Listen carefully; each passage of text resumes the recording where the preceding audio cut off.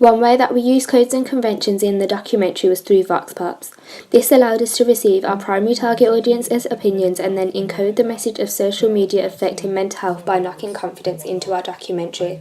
This would then be decoded by the secondary audience of parents, as they would see that children are very pressurised into living up to a certain aspect. On Snapchat you have your friends, but then on Instagram you have other people on it as well.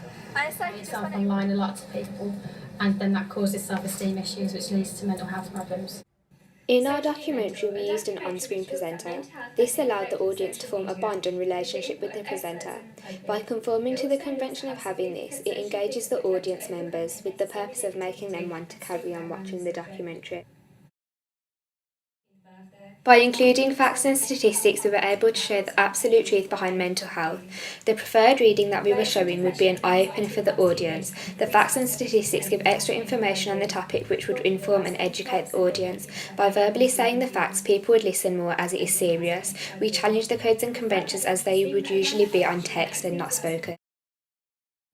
We conducted 2 expert interviews for our documentary which followed the codes and conventions. They also featured credits, another code and convention which allowed the audience to know what the person's name was as well as their profession. By conforming to these codes and conventions, we were able to explain mental health more easily, which would educate the audience thanks to the expert. They would understand the difficulties with their mental health as well as the signals from what the expert is saying, as the experts are more trustworthy. We were able to edit what the experts were saying to give an oppositional reading, which is included in cutting clips to show the severity of mental health. We also used archival footage in our documentary. We conformed to this code and convention by featuring clips of celebrities talking about mental health and social media in the clips. The technical camera convention allows the camera to be positioned in a wide and close-up shot to create greater effect showing emotion. This would allow both the primary and secondary audience to view other people's opinions, who would deal with harsh comments from other people socially, and they would be affected by this. The use of credits in our documentary allows the viewers to know who they are watching on screen. For example, this is evident when showing the presenter as well as the experts. This code and convention is commonly used in all documentaries and was successful as the audience will know who they are watching as well as their profession.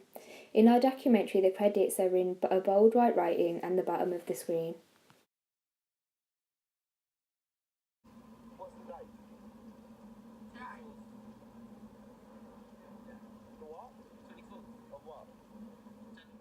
The majority of this documentary featured archival footage, as no interviews could be taken due to Amy's death and the documentary being a commemoration to her.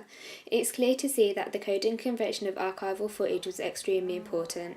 The old photos and videos explain factors of her life such as drug abuse, depression, singing and fame. The audience are exposed to our oppositional reading as the producers were able to alter their clips to their need. In our documentary we did use some archival footage, however we didn't use a lot in comparison to this documentary as it wasn't that important to us.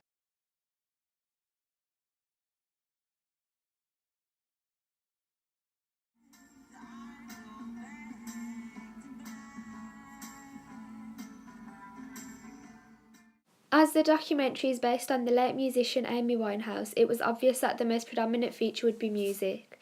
There is no presenter or set voiceover, it is just her friends, managers, exes and family members saying things about her and her commemorating her. It features lots of Amy songs as well as live videos to complement them. This was successful as the documentary is about Amy and they are her songs, they represent her and her life. Use of credits in Amy is different when compared to my documentary. For example, with my documentary we use credits to show who's on screen, like the presenter or expert. However, in Amy they use it on voiceovers to show who's talking, even when Amy's on screen. This challenges the code and conventions of credits to make the documentary unique. The documentary Amy features a montage for the intro, which is similar to ours.